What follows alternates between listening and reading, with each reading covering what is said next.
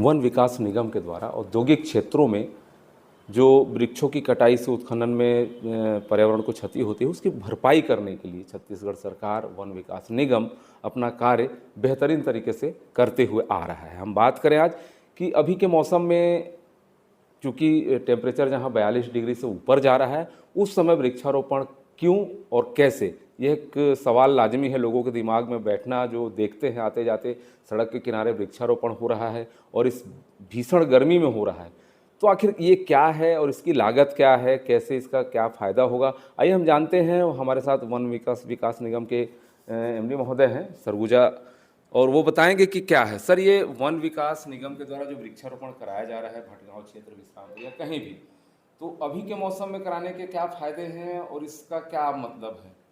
देखिए, ACCL के माध्यम से वन विकास निगम के द्वारा जो वृक्षारोपण करवाया जा रहा है, तो कई बार ऐसा होता है कि अ, समय अभाव के कारण या लेट स्वीकृति मिलने के कारण वृक्षारोपण करने में लेट हो जाता है।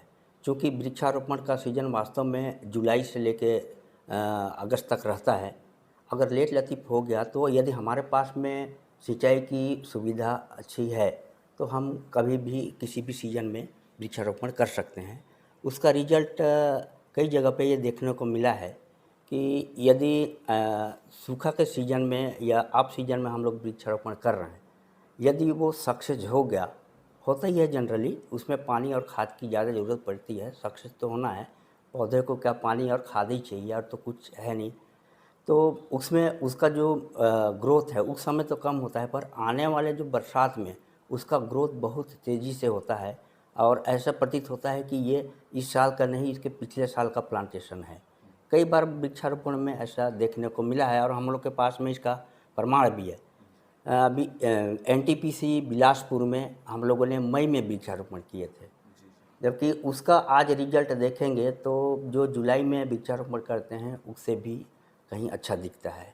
इस प्रकार मैंने और भी कई जगह देखा हूँ, मैं जगदलपुर में भी देखा हूँ, गर्मी भरपूर गर्मी मई जून में वृक्षारोपण करते हुए, वो भी बहुत अच्छा सक्सेस है। तो अगर मान लीजिए कि कोई कैजुअलिटी हो भी जाता है, तो हम लोग के पास में व्यवस्था रहता है कि हम उसको तत्काल रिप्लेस करके दूसरा पौधा उसमें प्लांट करते हैं। सर, ये जो वृक्षारोपण अभी किया जा रहा है ACCL भटगांव क्षेत्र में, भटगांव प्रॉपर से लेके जगन्नाथपुर तक होना है शायद, उसमें कितने वृक्षों को लगाना है, टारगेट क्या है और उसकी लागत जो है वो, इसके संबंध में क्या बताएंगे? हाँ, देखिए, उसमें जो एस्टीमेट बना हुआ है उसके हिसाब से पर वहाँ करीब 20,000 का टारगेट है। 20,000 ट्री गार्डन और 20,000 पौधे लगाने का टारगेट है, जिसमें टोटल जो खर्चा है 920 रुपया 68 पैसा प्रति पौधा आ रहा है। वो 5 साल के लिए है, और ट्री गार्ड का जो लागत हो केवल 1 साल के लिए बॉन्डेड है। वो केवल 1 साल के लिए उसका ये है। बाद में उसका वो जिम्मेदारी ये नहीं रहेगी कि टूट गया, उसमें हम लोग को क्लेम किसी को भी नहीं होगा, क्योंकि 1 ही साल के लिए वो बॉन्डेड है। जी सर, तो ट्री गार्ड का सर क्या रेट है इस साल का? और ट्री गार्ड का रेट 450 रुपया प्रति ट्री गार्ड है, और 50 रुपया उसका फिक्सिंग करने का, मतलब टोटल 500 रुपया जो है पर ट्री गार्ड बांस का है। सर, इसमें किस तरह की प्रजातियां पौधों की लगाई जा रही है ताकि वो सरवाइव करें और पर्यावरण को लाभ मिले? क्योंकि ये रोड किनारे का वृक्षारोपण है, तो हम लोग ये जनरली कोशिश कर रहे हैं कि रोड किनारे एवरग्रीन प्लांट ही लगे। एवरग्रीन मतलब जैसे जामुन हो गया, आम हो गया, और नीम है, ये सब जिसकी पत्ती मतलब एकदम नेकेट नहीं होती है, मतलब गिरती रहती है, नई पत्ती निकलती रहती है, ऐसा वृक्षों का चयन करते हैं हम लोग, ऐसे पौधों का चयन करते हैं।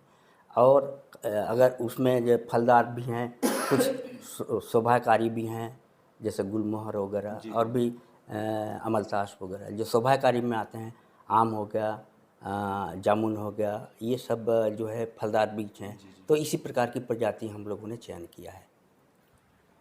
आपका बहुत बहुत धन्यवाद पैकरा सर। आपने सुना वृक्षारोपण मई या अप्रैल के माह में करने से क्या फ़ायदे होते हैं, और वो जगह जो है सिंचित होना चाहिए, उसमें बेहतर तरीके से मेहनत भी की जाती है, और यदि वो पौधे सरवाइव कर जाते हैं तो कहीं ना कहीं वो सामान्य जो वृक्षारोपण होता है मानसून के दिनों में उससे 3 से 4 गुना ज़्यादा तेज़ी से बढ़ते हैं और मजबूत होते हैं। सर, इसमें ये प्रकृति का नियम क्या है सर? ये वाकई में पौधों को सर्वाइव करने के लिए क्या कहेंगे आप? देखिए भी कि जो है पौधा का ग्रोथ जो है पूरे सीजन पूरे साल भर एक जैसे नहीं होता।